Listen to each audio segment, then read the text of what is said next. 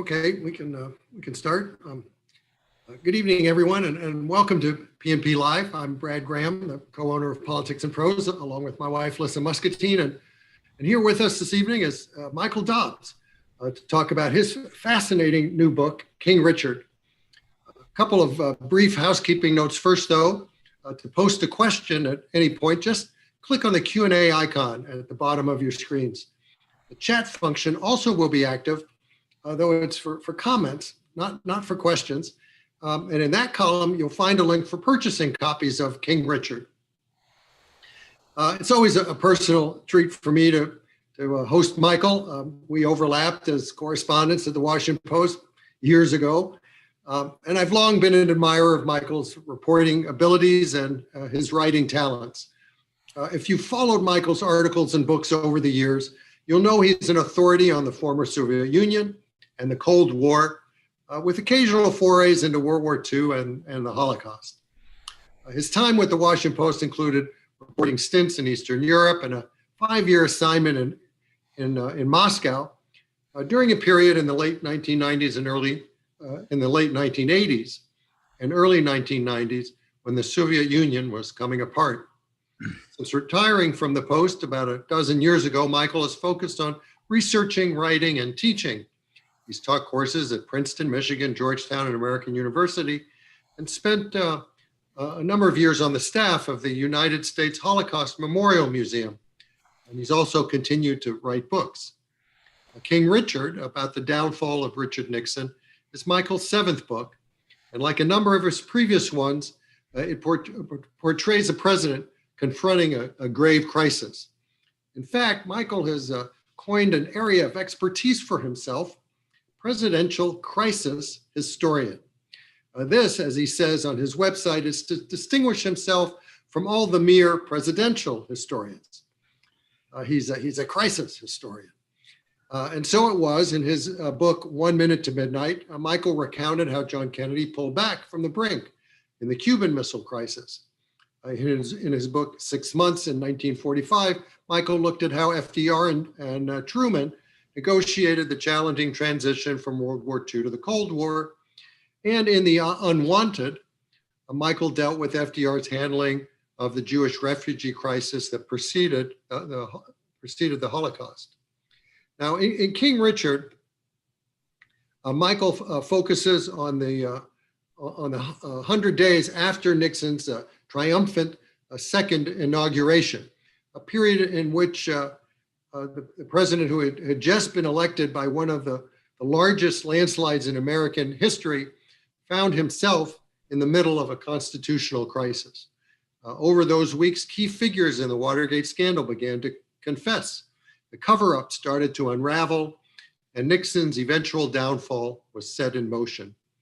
Drawing on many hours of now public White House tapes, as well as much other material, Michael is able to bring to life the full tragedy of Nixon through scene-by-scene reconstructions that form a vivid, riveting, fast-paced, and illuminating narrative.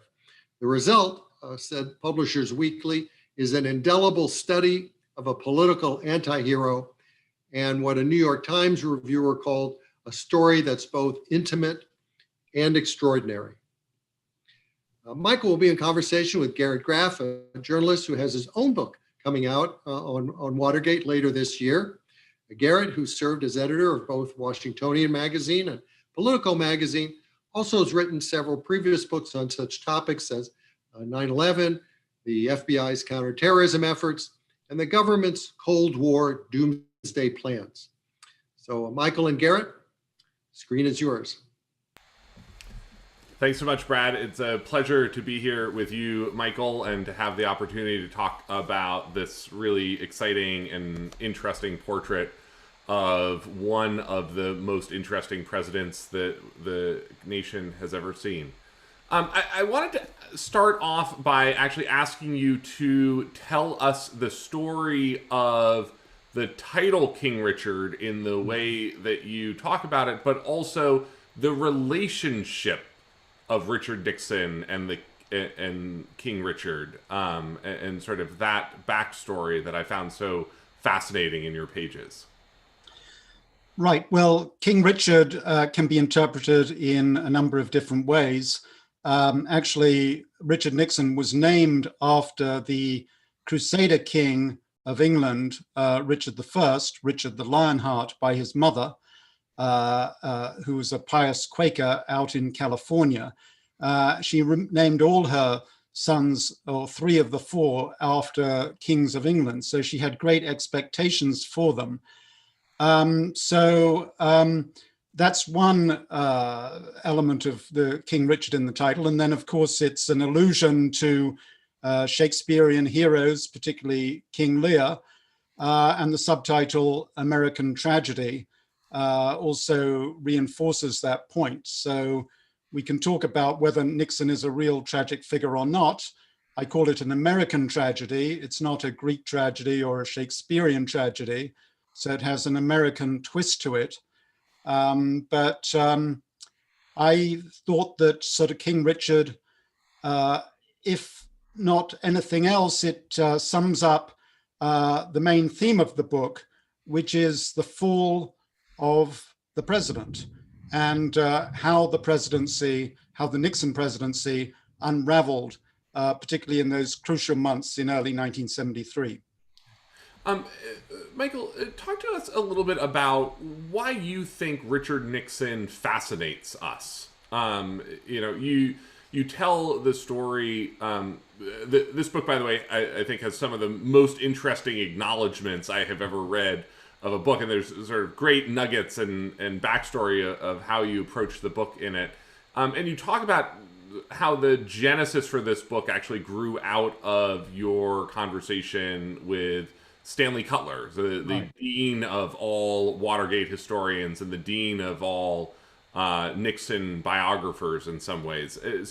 What makes Richard Nixon such a fascinating historical character to us? Right. Stanley Cutler wrote until now and until your book comes out, he wrote a book called The Wars of Watergate, which is regarded as the definitive history of Watergate. And it contains every twist in the Watergate saga that you can imagine. Anyway, I called him up when I was a reporter at the Washington Post. I wanted to discuss the latest revelations from the tapes. And he surprised me by saying, and I'm quoting from the book, or the end of the book, "In 20 years, all the Watergate characters will be forgotten. The only one anyone will remember will be Nixon himself, and he will endure forever." And of course, Nixon was an important president. He governed America at a crucial time after the tumult of the 60s.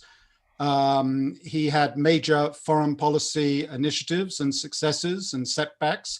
Particularly, we think of the opening to China, the détente with the Soviet Union. But beyond that, there's just the man himself, a man who really rose from absolutely nothing. His parents were his father was a poor farmer in California and then became a grocer. Nixon had very little growing up. I mean, he wasn't born on third base like our most recent president. He was born on home plate and had to make it all the way around to home himself. And then he rises to the position of the highest position in the world, the most powerful position in the world. And then he loses it through his what I think are his tragic flaws. So just the arc of his life, and particularly the way it all unraveled very quickly in the weeks and months after his triumphant second inauguration. We must remember that he was re-elected by the largest popular vote margin in American history. And then in the space of the period that I cover in my book, from January 1973 to April 1973, his entire presidency fell apart. I mean, it's an amazing story. And what made you zero in on that 100 days? I mean, it is an incredible moment, but what sort of got you into the mindset of looking at that as a distinct period? Right.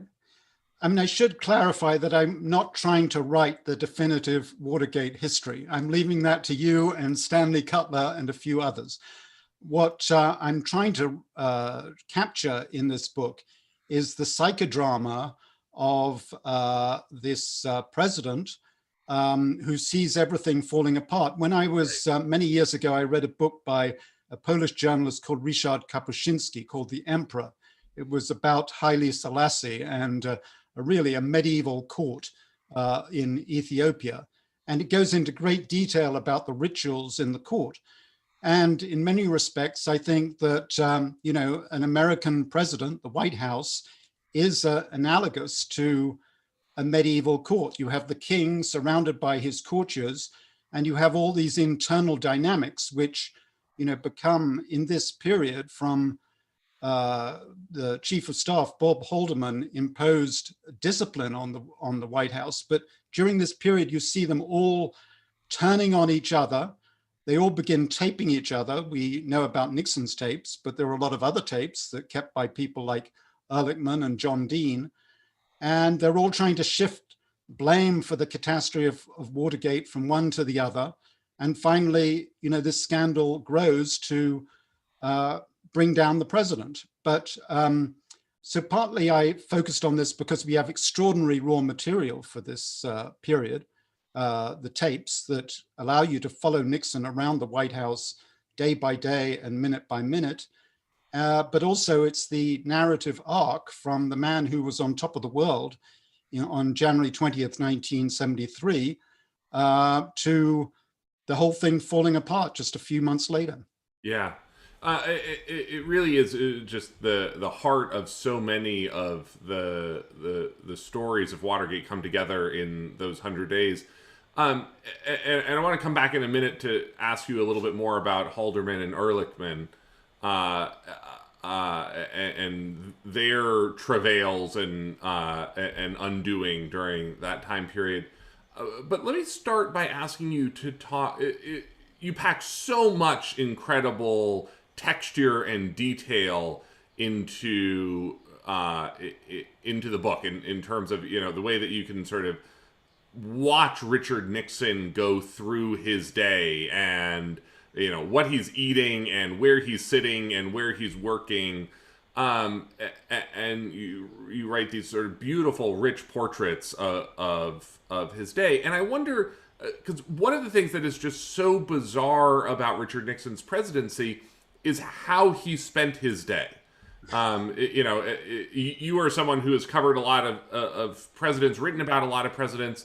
You know, there is no more valuable resource in, you know, potentially the whole world than the time of the President of the United States. And yet Nixon spent so much of his day alone, and he spent so much of it in what from the outside would seem to be sort of unproductive minutia. And I wonder if you could sort of talk about just what Richard Nixon did over the course of a day and how he lived the presidency on a daily basis. Well, first of all, no other president is ever going to tape himself the way Nixon did, with tape machines that just went on automatically. So we have a record of Nixon that we don't have for other presidents. And I suspect that if you had it for other presidents, you'd find that a lot of the other presidents also wasted their time, as we all waste our time, and we have sort of conversations that are actually pretty meaningless. But, you know, in contrast to the other presidents, we can follow this with Nixon. But you're right in saying he's a very curious, strange person. In fact, Bob Haldeman calls him the strangest man he ever met in his life. First of all, he couldn't sleep. And he took various pills for insomnia. He drank, I mean, he wasn't an alcoholic, I think, but he drank particularly in the evening, partly to try to get to sleep and relieve himself of the pressures of the day. And he slept very little during the night. He was up at all hours. You know, he'd go to bed at 2 and then wake up at 7. So this required a nap in the afternoon. I mean, other presidents have also had naps. LBJ had a nap in the afternoon.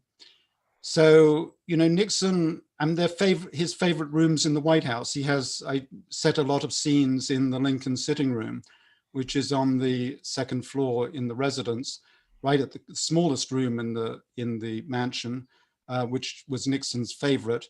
And it was there that he liked to retire in the evening to listen to music and to write on his famous yellow legal pads. And then he had another hideaway across in the executive office building across the street from the West Wing. So he was constantly moving around between all these different places. He was extremely restless. But in the afternoon, essentially, he just hid himself away in this, in his EOB suite, took a nap. This was his thinking time. I mean, to be fair to him, I mean, some of the time he was napping, but other times he was reading histories of the United States, histories of Europe. I mean, we talk about the comparisons with Trump, and Nixon was a real student of American and world history. And he had a stack of books that he used to read, and compared himself to people like Churchill and de Gaulle. So he had, and he understood, politics, he understood history. So I don't want to make it seem as though it was all trivial. It wasn't by any means. Yeah, he had such a tight inner circle of aides, and your book traces, the unraveling during those 100 days of basically almost everyone who is close to him. Chuck Colson, John Ehrlichman, Bob Haldeman, John Dean, who sort of comes in and disappears in almost in the context of your book. What do you make of that inner circle? And how did researching this book change the way that you looked at some of those figures? Well, again, it's like a sort of medieval court, and the Lord Chamberlain, I guess you could say, was H.R. Haldeman, Bob Haldeman, who had known Nixon worked for Nixon on several of his campaigns. Actually, researching the book, I grew to have a higher esteem for Bob Haldeman. He was pretty selfless. He subordinated his interests to Nixon's. He was an extremely efficient chief of staff. In fact, he set the model for the modern chief of staff in the White House. But his model broke down when it came to the dirty tricks and the break-ins and so on and so forth, which were all done in an informal way. So that's the kind of subtext or subplot of the book, which is all these courtiers who are whipped into shape by Haldeman all start turning on each other, beginning with Dean and Magruder. And, so the discipline completely breaks down. And eventually Nixon is forced to, begin sacrificing people in order to save himself. And do you think, obviously, there are a million different things that happen in the course of this. Do you think that there were any opportunities during the period that you're writing about, through that spring of '73, where really Watergate begins as not necessarily a big existential threat to the presidency at all in terms of the political risk that people are thinking about it in January, and by the end of April, the die really seems cast. Do you think Nixon could have done anything differently during that time to save his presidency, or was this always the way that it was going to go? No, I don't believe in the inevitability of history at all. I think there are a number of turning points that you can identify. And first of all, there's the moment when John Dean comes into Nixon in the Oval Office and tells him that, they are being blackmailed. He's being blackmailed by Howard Hunt, actually, and that Hunt has said he wants $150,000 by the close of business. And John Dean expects Nixon to turn it off right then, but instead of turning it off. Nixon says, well, how much do you think these burglars are going to need? And Dean says, well, probably around $1 million. And Nixon says, well, I could find that. We could find that. So he could have turned it off then. And, the real strange thing is that he could have saved himself by destroying the tapes. I actually end the book with a scene in hospital in the summer of 1973, after the tapes, the revelation of the tapes has been made by Alexander Butterfield. Nixon is in hospital here in Bethesda in the Naval Hospital.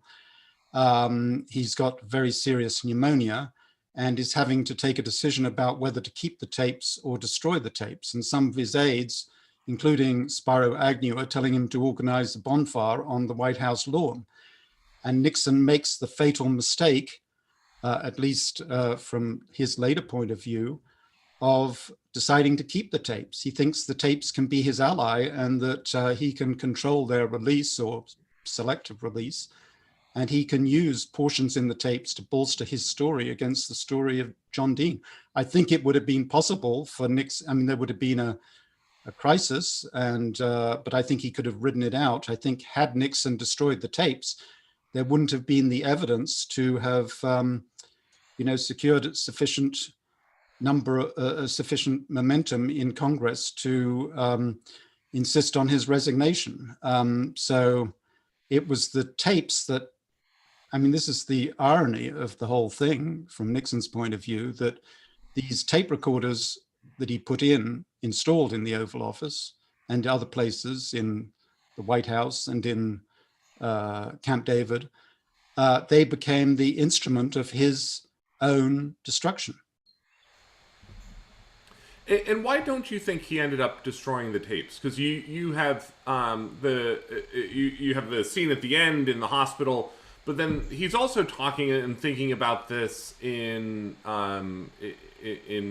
April, I think it is, with Haldeman, and sort of beginning to muse about we should just destroy the tape, and then nothing happens. Understanding that Nixon is a very, very hard man to psychoanalyze. Right. Why do you think he left the tapes? He goes back and forth on the destruction of the tapes, and earlier on he thinks that he will get rid of the tapes or stop recording or only record selectively. He doesn't do that. There's a lot of procrastination. Decisions are not taken in an orderly manner always. So he puts it off, and then the question becomes, after the tapes are publicly revealed by Alexander Butterfield, that's only in July of 1973, I believe, and Nixon happens to be in hospital there. So his mind is a little clouded. He has listened to some of the tapes and he has a hell of a time trying to decipher the tapes, but he convinces himself that there are passages on the tapes that he can use against Dean, and he thinks he can control the tapes. That, of course, is a huge miscalculation, because then you have the story moves into a different phase, which is the political, constitutional, legal phase of the Supreme Court eventually insisting that he release the key tapes, or the smoking gun tape, as it was called. But Nixon throughout, he believes that he can, as he says at the end, the tapes will be my ally. I think he changes his mind back and forth. Probably as we all do.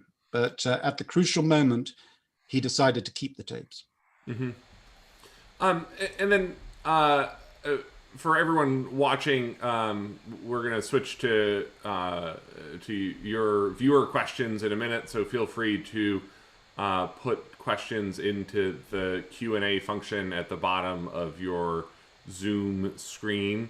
And we'll collect those and start asking them in a minute here.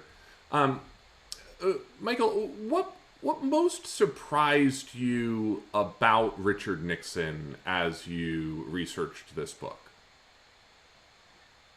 Well, I mean, growing up, I had a sort of probably a similar kind of liberal caricature of Nixon that, many people like me have. And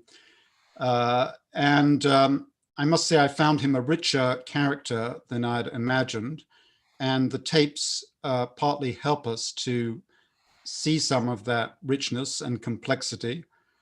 I think it's not that I became sympathetic to Nixon, but if you write a book about him or a book about anybody, you're forced to put yourself in their shoes to some extent, and at least develop some empathy toward the man. I mean, in other words, to see things from his point of view. And there are times so you see Nixon, what he called Nixon the man. He was, but a different man than the one he wanted to project in public. You see his relations with people who were close to him.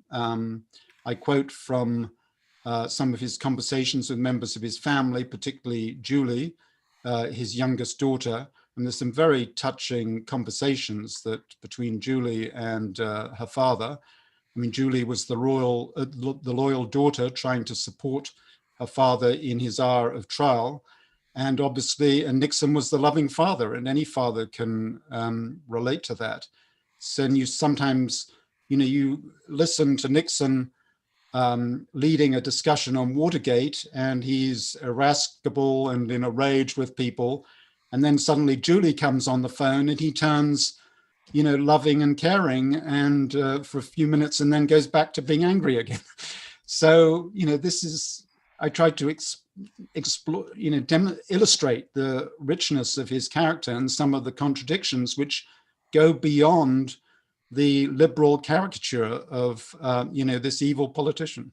Mm-hmm. You in fact call him in the book, one of at least the 20th century's most ordinary presidents, and that his strengths in many ways come from the way that he is just one of us. And I wonder if you could talk a little bit about that side of his character as you saw it come through, that he was, not a Roosevelt, he was not an Eisenhower, right. He was, it was him and Harry Truman in many ways as the right. ordinary Americans. Yeah, I mean, this is right at the end of the book, because I sort of allow myself to draw some conclusions at the end, which I don't in the course of the narrative. But I say that together with Harry Truman, Nixon was one of the most ordinary of American presidents, a common man distinguished mainly by his restlessness and awkwardness. He lacked the pedigree of the Roosevelts, the glamour of the Kennedys, the privilege of the Bushes, the star power of Ronald Reagan, the eloquence of Barack Obama, the showmanship of Donald Trump. What he possessed instead were the virtues and defects of regular Americans, the difference being that he displayed these qualities in outsized quantities. He worked harder than anyone else, hated his enemies more intently, took bigger risks and dreamed bigger dreams. He never accepted defeat and was constantly remaking himself. To cite the slogan from his first political campaign, Nixon was ultimately one of us. Actually, One of Us is the title of an excellent book about Nixon by Tom Wicker, who was a liberal commentator back in those days, who again finds this sort of richness in Nixon that eludes many liberal commentators and historians. Yeah. Michael, one of the things, I'm going to switch to the some of the viewer questions now. And Peggy Mason asked about that Stanley Cutler quote, that no one else besides Nixon will survive in history's esteem. What is your opinion on the cruciality of the players beyond Nixon? Like, sort of, who are the other key figures of the drama who shape this period as you're covering it? Right. They're all the courtiers, and i.e. the staffers. I mean, on the one hand, you have Haldeman, who sometimes, when Nixon issued a crazy order, Haldeman wouldn't immediately implement it, and Nixon actually looked to Haldeman to delay some of these crazy orders. But on the other side, you have Chuck Colson, who believed that anything Nixon wished or ordered must be immediately carried out. So you have these two different poles. You have Kissinger, the sycophant, and you have various other people. I mean, one of the people I do focus on a little in the book is a man called Jeb Magruder, who was head of the committee to re-elect the president, what we called CREEP.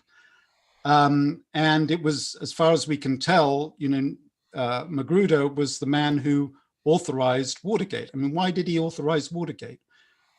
As far as we know, Nixon didn't order Watergate. He ordered some other things, but he didn't order Watergate, although he set the tone in which abuses like Watergate could happen.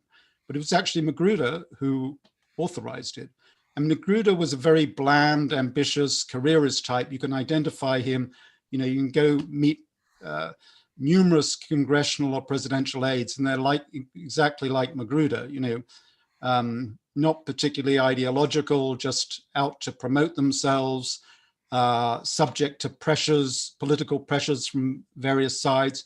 And Magruder found himself caught between Chuck Colson, who was demanding more political intelligence on behalf of Nixon from above, and below this crazy guy, Gordon Liddy, who's really a precursor to the people who crashed into the Capitol on January the 6th. He thought he had a right to say he needed to save the system by partially destroying it. So Magruder is kind of a bland person caught in between these Colson and Liddy, and he just goes along with it. Basically, he takes the path of least resistance. I mean, Magruder's a good example of somebody who's just carrying out orders, and but there are lots of people like him in the government, and they are the people who make the wheels turn, and they're the people who, sometimes they don't stand up and blow the whistle when they should. You mentioned the fact that Nixon didn't actually approve the Watergate burglary, and part of what makes the pathos of this time that you're looking at so fraught is you have all of these major players, Ehrlichman, Haldeman, Nixon himself, who don't really understand, until March and April of that spring, what's actually transpired. The sort of who's done what. And I wonder if you could sort of talk about that realization that even Nixon is going through in the course of March and April as he realizes in many ways what has already happened amid his presidency. Right. Yeah, none of them really realizes how big a problem they're facing.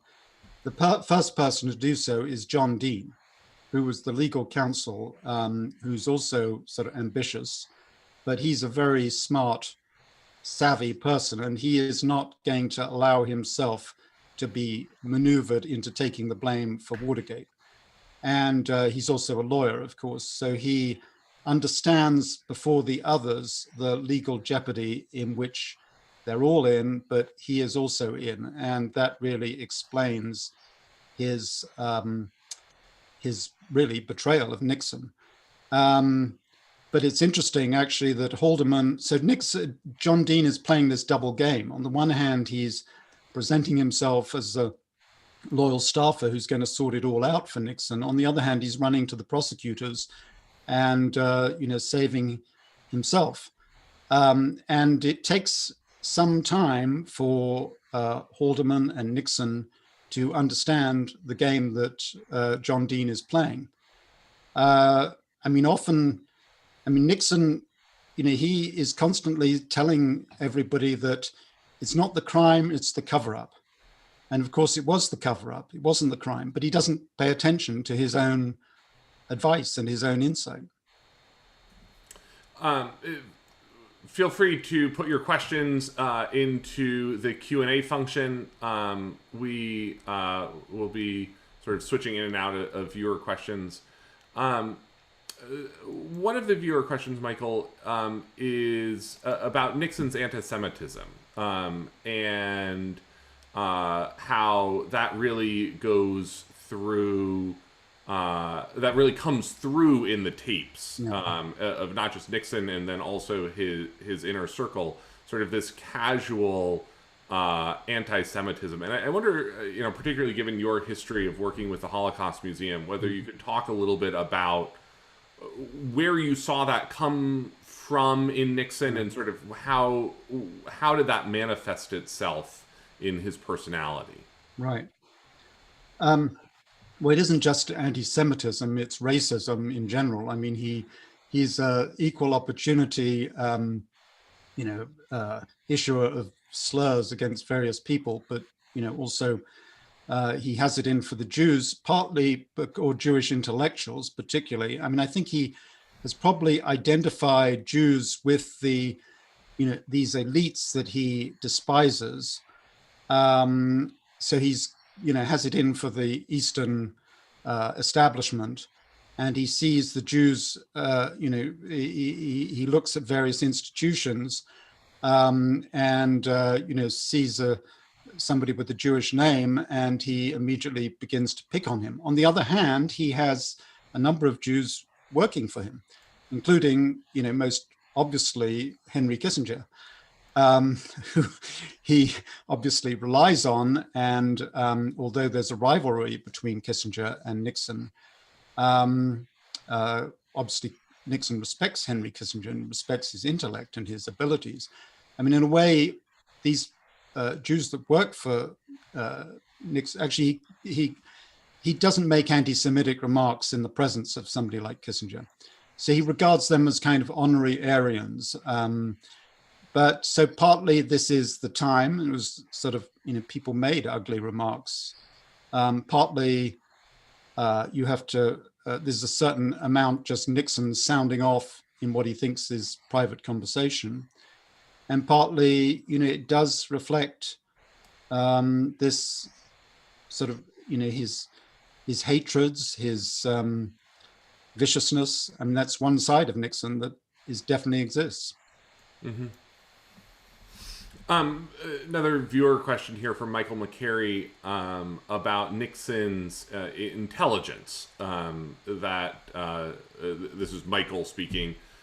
Someone I know worked on Nixon's 1968 campaign and described him, among other insights, as an extraordinarily intelligent man. As you've already indicated, he had blind spots that led to serious mistakes, but does your research bear out my friend's judgment of Nixon's unusual intelligence? Right.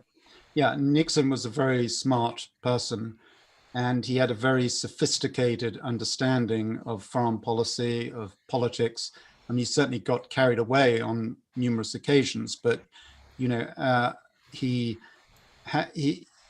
understood the subtleties of things very quickly, and that accounts for his foreign policy. I mean, I do think that the foreign policy was Nixon was the architect, Kissinger was the executioner, and sometimes Kissinger's got the credit for some of these foreign policy initiatives, which should really go to Nixon. But a lot of Nixon's success, I mean, he was a very smart person, obviously, but he was also a tremendously hard worker. And, he was at college, he was called at Duke, where he attended law school, he was called Iron Butt, because he just sat in his chair in the library day after day, night after night, studying his law books. That's what led to his success in the Alger Hiss case. So he put in the R's, and so it was a combination of native intelligence plus just sheer hard work that are the keys to Nixon's success. Mm-hmm. It certainly wasn't charisma, as it is with most politicians. There's very little of that. In fact, Nixon described himself as an introvert in an extrovert profession. You have covered Washington for so long through so many of the different books that you have written, from the end of World War II with your 6 Months in 1945 book up through the end of the Cold War with your Fall of Big Brother. I wonder if you could talk a little bit about what stands out to you about what was unique about Washington during this period. Yeah. Well, I do think the end of the 60s and the beginning of 70s are a turning point in American history. I mean, for obvious reasons, the protests that resulted from the Vietnam War, this sort of wave of anti-establishment thinking that we identify with the 60s, and really Nixon was a reaction against. I can draw a line, I think Nixon is a very different person to Donald Trump, but, you can draw some lines from Nixon to Trump, including the identity politics, playing of the, what was in those days called the Southern strategy, which is really the race card, the emergence of a new shifting sands of American politics, with the Republicans taking over some of the natural political base of the Democratic Party. So, it was a time of turmoil, political turmoil, social turmoil, and Nixon was, a bit like de Gaulle, I guess, in France after the '68 revolution in France. Nixon was the counter-revolution. And we're still living with that period today, and we're living with his foreign policy initiatives, including China. For example, the opening to China, at one point it was thought to be a great coup for the United States and for Nixon personally, but now we're seeing a different kind of China. But this is all the result of Nixon's policies back in the early 70s. Mm-hmm. I wonder if you could talk a little bit also about just your writing process. I as a writer, thinking and researching this same era, I was amazed at the details that you capture and the scenes that you were able to draw, as I said, about his day and about the way that he thought and lived his life. And I wonder if you could just talk a little bit about the process that you use to harness all of this voluminous information and boil it down to these 100 days. Right. Yeah, I think it's important to boil things down. The art of writing a book that people want to read, and the first obligation of a author is to keep the reader turning the pages. So I feel that very strongly.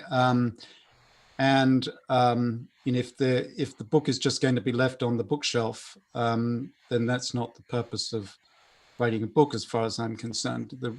I want to make the reader turn the pages. I have although there's a sort of massive detail. It's the art of leaving things out, actually, because if you include every detail of Watergate in your book, or every detail of what happened, even though I concentrate on these 100 days, I leave an awful lot out. It's what is left out that really makes the book, I think. So I mentioned Ryszard Kapuscinski, the little details that bring history alive. One of my favorite books was The Guns of August by Barbara Tuchman. And Barbara Tuchman talks a lot about history by the ounce, she says, rather than, history in gallon jugs. I believe in, I don't want, as the author, to preach to readers. I want readers to discover the story through these intimate details. And in order to do that, you have to come up with just little details that bring the scene alive. And, one of the virtues of the tapes is that it's a huge supplier of ready-made dialogue that I don't think any novelist or playwright could invent some of this dialogue. So it's superb dialogue. But in addition, we can really get into the White House, imagine ourselves, in places like the Oval Office, the Lincoln Sitting Room, and so on. I try to create one scene, and then I try to create another scene. So those are the three elements, I think: dialogue, scene by scene construction, and intimate detail. But it has to be not just every detail, it has to be the telling detail. Mm-hmm. I mean, you can't use all your research. I think there's a great temptation among writers who, writers who are not professional writers, is to put all their research into the book. But you really have to eliminate a lot, and you have to sacrifice a lot. Sometimes it's painful, but you have to cut stuff out of the book. Yeah. RJ, another viewer question here in a second. Reminder to anyone who's watching: put your questions into the Q&A box. We have time for a couple more questions here. So RJ's question gets at one of what to me is one of the most interesting dynamics of the Nixon White House and the Nixon staff. How much trust do you believe Nixon had in his staff, and how much did the staff trust each other? Well, at the beginning, I think they trusted each other quite a bit, and they were quite a cohesive team. I mean, Haldeman was known as the Prussian, partly because of his German ancestry, but more to the point because of his reputation as a disciplinarian. So he scared the living daylights out of the staff. And they were a lot of the people on the staff were like him, not particularly ideological, conservative with a small c, button down types. And, but then it all sort of breaks down. And the dirty tricks, the system of authorizing these dirty tricks and break-ins wasn't as controlled as other parts of the White House operation. It's rather like I sometimes talk about Henry II and Thomas à Becket in the famous case in medieval England, where Henry II says, "Who will rid me of this turbulent priest?" And the knights go off and murder the Archbishop of Canterbury. And I think Watergate is a little like that. I mean, Nixon himself didn't order it, but there's competition between all these courtiers to fulfill the king's wishes. And they go off and do what they think the king wants. And, that's when the system breaks down. Question from Stephen Gray here in the Q&A. He asks if you interviewed John Dean. He's one of the few major figures still alive here. And I wonder if I could use moderator's prerogative to broaden the question to ask you about sort of how much you balanced, modern interviews with the contemporaneous sources that you were working with. Right. I did talk to John Dean by telephone a couple of times, but I can't say that those conversations were very helpful in particular. I mean, there's so much original source material, contemporaneous source material, and memoirs written immediately after the fact that interviews with living people almost 50 years after these events are not actually very useful. So the main sources were the tapes, Haldeman's diaries, which he kept every night. He dictated an audio diary, is extremely useful. Then there's a bunch of everybody, including Dean, wrote memoirs. Gordon Liddy, whatever you think of Gordon Liddy, in my opinion, he wrote one of the best books about Watergate that really give you an insight into his rather bizarre mentality. It was a lot of the key people have already passed away. But 50 years later, I didn't really need it. I didn't know about you, but there's so much material out there that modern day interviews don't get you very much further. Yeah. question from Doug Barry here, one of the viewers. Do you think that do you think that Eisenhower not fully backing Nixon in 1960 helped fuel Nixon's insecurities that led to taking the risks that ultimately destroyed him politically?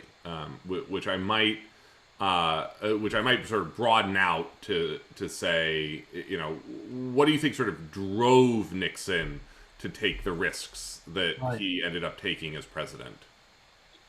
Well, Nixon was the kind of person who had lots of resentments and causes for grievance. And one of them, actually, I don't think it was so much Eisenhower's, whatever Eisenhower did in the 60 campaign. I think it was the election itself. And if you recall, that was a very close election decided by a few thousand votes in Illinois and also in Texas. And Nixon had a much better case than Donald Trump did, that the election was stolen from him, and people are still arguing about that. But Nixon didn't contest the result of the election. He conceded the first night, or he was unhappy about it. But that led to a sense of bitter resentment against the Kennedys and their ilk. He thought that the election had been stolen from him, and he was determined that this would never happen again. And that is one of the origins of Watergate, that he wanted to get back on the Kennedys and the Democrats, and that something like that would never happen again. That was the reason for his thirst for political intelligence, and his, he kind of projected his dirty tricks onto the other side. He thought that everything that he was doing, the other side had previously done. Yeah. This is a question that I'm not sure that you will know the answer to, but you are a broad enough Cold War historian that you may. Robert Venny asks, can you talk about the connection of détente and West Germany's Ostpolitik? Well, that's an esoteric question. Now, you're trying to put me back into my Cold War historian hat. So Ostpolitik, I think, sort of developed after, I think Nixon came before Ostpolitik, didn't he? I mean, Nixon was in 72, and then the whole Ostpolitik came later under Willy Brandt. But I must say you've caught me, my dates are probably mixed up. But yeah, whether Ostpolitik came first and then détente, or the other way around, I would have to get back to you on that one. All right. I certainly cannot answer that one. That goes beyond my own Cold War knowledge as well. So, Michael, one other thing that really stood out to me in the course of looking at this period is how, even as Nixon begins to break apart, there is not the inevitability that he ends up resigning. And Linda Bergen here, as a viewer question, asked, if he had not resigned, what would have been your prediction about how 1974 and 75 unfolded? Right. Well, he resigned at a point when the Republican leadership in Congress had turned against him. So the writing was pretty much on the wall by then. I mean, I think, as I said before, that if he had destroyed the tapes, he would probably have survived. But by the middle of, that's 1973, by 1974, it's already too late. So although he wasn't actually impeached, there wasn't an impeachment vote in the full House of Representatives. He was on the way to impeachment and probably on the way to conviction, almost certainly, because it became clear that he had lost his support from the Republicans in Congress.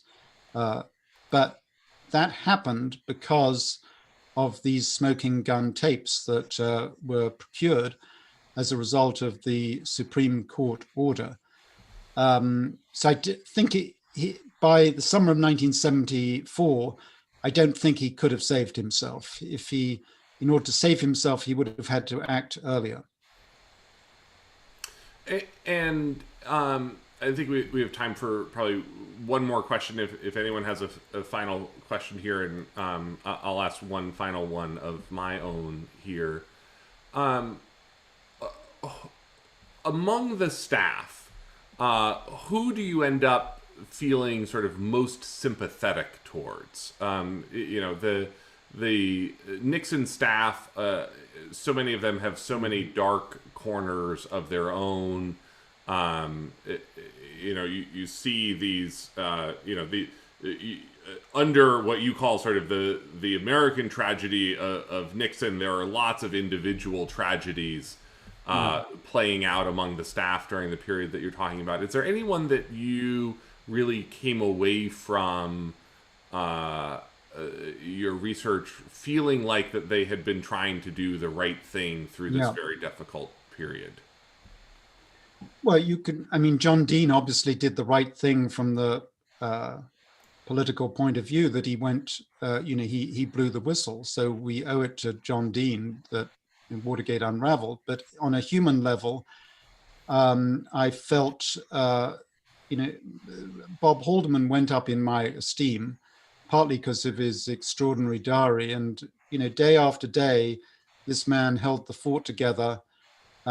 He had all these, at the time he was considered rather a tyrant, and he devoted his life to Nixon, and his family life suffered as a result of his complete loyalty to Nixon. He delayed implementation of some of Nixon's orders. Nixon